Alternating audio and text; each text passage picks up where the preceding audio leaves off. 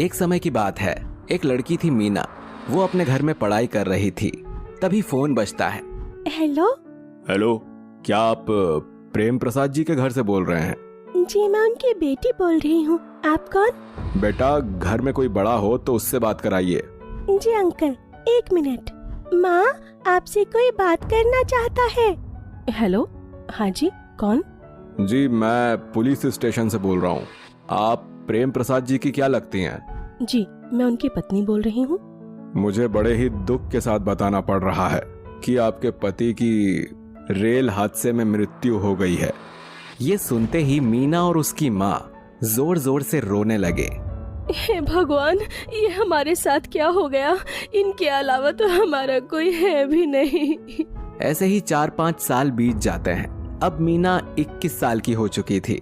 माँ, मैं दोस्तों के साथ पार्टी में जा रही हूँ। बेटा, ये कौन सा टाइम है पार्टी में जाने का? इतनी रात हो चुकी है, वापस आते समय तक बहुत देर हो जाएगी। इस टाइम जाना ठीक नहीं। माँ, आप चुप रहो, आपको कुछ नहीं पता। यही तो टाइम है पार्टी का। आप मुझे हर बात पर टोका मत करो। ऐसा कहकर मीना वहाँ से चली जाती है। हे भगवान, क्या करूँ मैं इस लड़की का? ये तो मेरी बिल्कुल नहीं सुनती। आज यदि इसके पापा होते तो ये ऐसी नहीं होती। आप हमें अकेला क्यों छोड़ गए? कैसे हो बहन? पास से गुजर रही थी तो सोचा तुमसे मिलती चलूं। अच्छा किया तुम आ गई। आजकल मैं अपनी बेटी को लेकर बहुत परेशान हूँ। वो मेरी बिल्कुल नहीं सुनती। दोस्ती यारी में बिगड़ती जा रही है। तुम चिंता मत करो, कोई अच्छा सा लड़का देख कर ना इसके हाथ पीले कर दो। अरे हाँ, ये तो तुमने सही कहा। तुम्हारी नजर में कोई अच्छा लड़का है तो मुझे जरूर बताना। लड़का तो है मेरी नजर में, और तुम जानती भी हो। तुम किसकी बात कर रही हो? अरे, पड़ोस के शर्मा जी के बेटे की। उसकी माँ तो पहले ही नहीं थी और कुछ साल पहले शर्मा जी भी नहीं रहे। वो बिल्कुल अकेला रहता है। उसी से मीना का रिश्ता तय कर दो। तुम कहो तो हम उसको कल मिलने के लिए ले आती हूँ। हाँ हाँ बिल्कुल, कल ही उसे मेरे घर ले आओ। अगले ही दिन रमन और कमला दीप्ति के घर आते हैं। नमस्ते आंटी जी। नमस्ते बेटा, आओ आओ। उनमें आपस में शादी की बातचीत होती है। तभी दीप्ति कहती है, बेटा, तुम रेंट पर रहते हो। मैं चाहती हूँ कि तुम शादी के बाद मेरे ही घर आकर रहो। रमन कुछ हिचकिचाता है। अच्छा ठीक है। दीप्ति मीना को शादी के लिए मना लेती है और मीना और रमन की शादी हो जाती है। शादी के कुछ महीनों बाद भी मीना अपने दोस्तों में ही लगी रहती है और वो घर पर और अपने पति पर कुछ खास ध्यान नहीं देती। और फिर एक दिन ब्रेकफास्ट के वक्त, आज मेरे कुछ दोस्त मूवी देखने जा रहे हैं, मैं उनके साथ जा रही हूँ। शाम को देर हो जाएगी। बेटा, आज का प्लान कैंसिल कर दो। आज शाम हमारे घर मेहमान आएंगे। तुम घर के कामों में मेरा हाथ बटा देना। माँ, मैं अपने दोस्तों से प्रॉमिस कर चुकी हूँ, और वैसे भी रमन को घर के सारे काम आते हैं। ये आपका हाथ बटा देंगे। हाँ हाँ माँ जी, मैं आपकी मदद करवा दूंगा। शाम को रमन और दीप्ति रसोई में काम कर रहे होते हैं। तभी पकौड़े तलते हुए गर्म तेल के छींटे दीप्ति की कमर पर जा पड़ते हैं। अरे अरे, ये क्या हुआ? आप बैठो, मैं मरहम लगा देता हूँ। उसके हाथ लगाते ही दीप्ति बोलती है, तुम्हें पता है रमन, तुम्हारे ससुर जी मेरा ऐसे ही ध्यान रखते थे। पहले ससुर जी ध्यान रखते थे, अब से मैं ध्यान रखूंगा। Thank you Raman. लेकिन माँ जी, एक बात तो माननी पड़ेगी, आप मीना की माँ नहीं लगती हो। बड़ा मेंटेन करके रखा है आपने अपने आप को। मेरी शादी मेरे माँ बाप ने कम उम्र में ही कर दी थी, फिर ये मीना भी जल्दी ही हो गई। हाँ, ये भी एक रीजन हो सकता है। चलो चलो काम करते हैं। बात करते करते टाइम का पता ही नहीं चला। वैसे माँ जी, एक बात तो है, आपके साथ टाइम का पता ही नहीं चलता। अच्छा, अब ज्यादा मस्का मत लगाओ। ऐसे ही एक दिन, मीना, आज जल्दी घर आ जाना। हमें तुम्हारे चाचा जी की बेटी की शादी में जाना है। ओ माँ, अब मैं ऐसी शादियों में ही जाने के लिए रह गई हूँ। मुझे पसंद नहीं है शादी वादी में जाना। प्लीज अब रमन के साथ चली जाना। ठीक है बेटी, तुमसे तो बोलना ही बेकार है। रात को दोनों शादी में जाकर कार से वापस आ रहे थे। सासू माँ, लगता है आप बहुत थक गई हैं। हाँ, बस थोड़ा सिर दर्द है। आपको जरूर नजर लग गई होगी, इतनी खूबसूरत जो लग रही हो आप। तुम मजाक अच्छा कर लेते हो। भला अब कहाँ खूबसूरती रही। आप मेरी नजर से देखो, आपको तब पता लगेगा। और ऐसे दीप्ति को रमन का साथ पसंद आने लगता है। मीना के घर पर ना रहने की वजह से धीरे धीरे दोनों एक दूसरे के साथ ज्यादा समय बिताने लगते हैं। फिर कुछ दिन बाद दीप्ति और रमन मंदिर जाने के लिए तैयार होते हैं। कहाँ जा रहे हो माँ? हम मंदिर जा रहे हैं।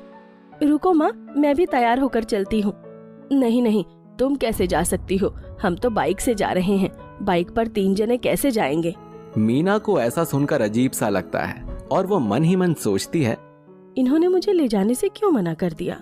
मीना को अब अपनी माँ और अपने पति को साथ देखकर अजीब लगने लगता है। इसी तरह कुछ दिन ये सब देखते हुए मीना के मन में शक पैदा होता है और वो बीमार रहने लगती है। कुछ दिनों बाद, माँ, आज तो लखनऊ वाले मामा मामी आने वाले हैं ना, चलो हम उनके लिए कुछ अच्छा सा खाना बनाते हैं। नहीं नहीं बेटा, तुम्हारी तबीयत ठीक नहीं है, तुम्हें तो डॉक्टर के पास जाना है। मैं और रमन मिलकर सारी तैयारी कर लेंगे।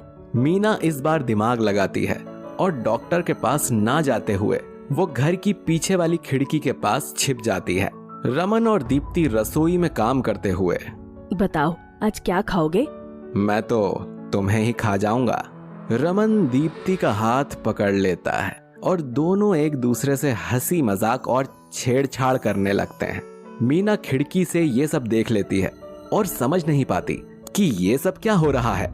मीना घर में घुसती है और जोर से चिल्लाते हुए कहती है, ये आप दोनों क्या कर रहे हैं? आप दोनों ने मेरी जिंदगी खराब कर दी। इतना बड़ा धोखा! आपने अपने रिश्तों का लिहाज भी नहीं किया। नहीं नहीं, ऐसा कुछ भी नहीं है। क्या कुछ नहीं? मैंने सब कुछ अपनी आंखों से देखा है। आप दोनों ने मुझे धोखा दिया है। मीना रोते हुए अपने घर से चली जाती है। रास्ते में उसे उसकी दोस्त उर्वशी मिलती है। उर्वशी मीना को रोकते हुए कहती है, क्या हुआ मीना, तुम क्यों रो रही हो? क्या बताऊं, मेरी तो जिंदगी बर्बाद हो गई। चुप हो जाओ मीना, चुप हो जाओ, तुम चिंता मत करो। वैसे भी जो हुआ अच्छा ही हुआ। ये क्या कह रही हो उर्वशी? इसमें अच्छा क्या हुआ? तुम्हें रमन जो पसंद नहीं था, तुम तो सनी को पसंद करती थी ना, तो यही मौका है, रमन से तलाक ले लो और तुम भी अपनी जिंदगी सनी के साथ नए सिरे से शुरू करो। हाँ करती थी, पर क्या सनी अब भी मुझसे उतना ही प्यार करता है? मेरी कुछ समय पहले ही सनी से बात हुई थी। मुझे उसकी बातों से ये लग रहा था कि वो अब भी तुमसे बहुत प्यार करता है। शांत दिमाग से सोचो और अपने आगे की सोचो। रमन से तलाक ले लो और सनी से शादी कर लो। कह तो ये ठीक ही रही है। उनकी गलती की वजह से मैं अपनी जिंदगी क्यों बर्बाद करूं?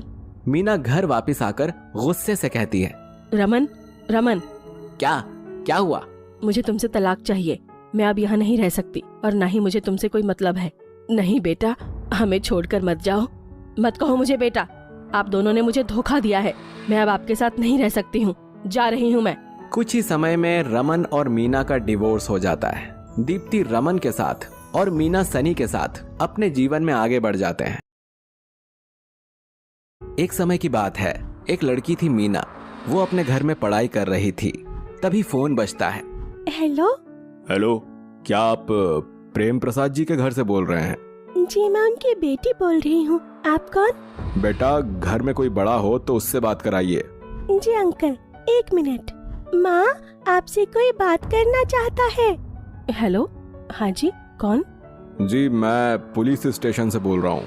आप प्रेम प्रसाद जी की क्या लगती हैं? जी, मैं उनकी पत्नी बोल रही हूँ।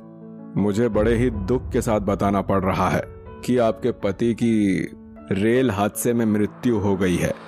ये सुनते ही मीना और उसकी माँ जोर जोर से रोने लगे। हे भगवान, ये हमारे साथ क्या हो गया? इनके अलावा तो हमारा कोई है भी नहीं। ऐसे ही 4-5 साल बीत जाते हैं। अब मीना 21 साल की हो चुकी थी। माँ, मैं दोस्तों के साथ पार्टी में जा रही हूँ। बेटा, ये कौन सा टाइम है पार्टी में जाने का? इतनी रात हो चुकी है, वापस आते समय तक बहुत देर हो जाएगी। इस टाइम जाना ठीक नहीं। माँ, आप चुप रहो, आपको कुछ नहीं पता। यही तो टाइम है पार्टी का। आप मुझे हर बात पर टोका मत करो। ऐसा कहकर मीना वहाँ से चली जाती है। हे भगवान, क्या करूँ मैं इस लड़की का? ये तो मेरी बिल्कुल नहीं सुनती। आज यदि इसके पापा होते तो ये ऐसी नहीं होती। आप हमें अकेला क्यों छोड़ गए? कैसे हो बहन? पास से गुजर रही थी तो सोचा तुमसे मिलती चलूं। अच्छा किया तुम आ गई। आजकल मैं अपनी बेटी को लेकर बहुत परेशान हूँ। वो मेरी बिल्कुल नहीं सुनती। दोस्ती यारी में बिगड़ती जा रही है। तुम चिंता मत करो, कोई अच्छा सा लड़का देख कर ना इसके हाथ पीले कर दो। अरे हाँ, ये तो तुमने सही कहा। तुम्हारी नजर में कोई अच्छा लड़का है तो मुझे जरूर बताना। लड़का तो है मेरी नजर में, और तुम जानती भी हो। तुम किसकी बात कर रही हो? अरे पड़ोस के शर्मा जी के बेटे की। उसकी माँ तो पहले ही नहीं थी और कुछ साल पहले शर्मा जी भी नहीं रहे। वो बिल्कुल अकेला रहता है। उसी से मीना का रिश्ता तय कर दो। तुम कहो तो हम उसको कल मिलने के लिए ले आती हूँ। हाँ हाँ बिल्कुल, कल ही उसे मेरे घर ले आओ। अगले ही दिन रमन और कमला दीप्ति के घर आते हैं। नमस्ते आंटी जी। नमस्ते बेटा, आओ आओ। उनमें आपस में शादी की बातचीत होती है। तभी दीप्ति कहती है, बेटा तुम रेंट पर रहते हो, मैं चाहती हूँ कि तुम शादी के बाद मेरे ही घर आकर रहो। रमन कुछ हिचकिचाता है। अच्छा ठीक है। दीप्ति मीना को शादी के लिए मना लेती है और मीना और रमन की शादी हो जाती है। शादी के कुछ महीनों बाद भी मीना अपने दोस्तों में ही लगी रहती है और वो घर पर और अपने पति पर कुछ खास ध्यान नहीं देती। और फिर एक दिन ब्रेकफास्ट के वक्त, आज मेरे कुछ दोस्त मूवी देखने जा रहे हैं, मैं उनके साथ जा रही हूँ। शाम को देर हो जाएगी। बेटा आज का प्लान कैंसिल कर दो। आज शाम हमारे घर मेहमान आएंगे। तुम घर के कामों में मेरा हाथ बटा देना। माँ मैं अपने दोस्तों से प्रॉमिस कर चुकी हूँ, और वैसे भी रमन को घर के सारे काम आते हैं, ये आपका हाथ बटा देंगे।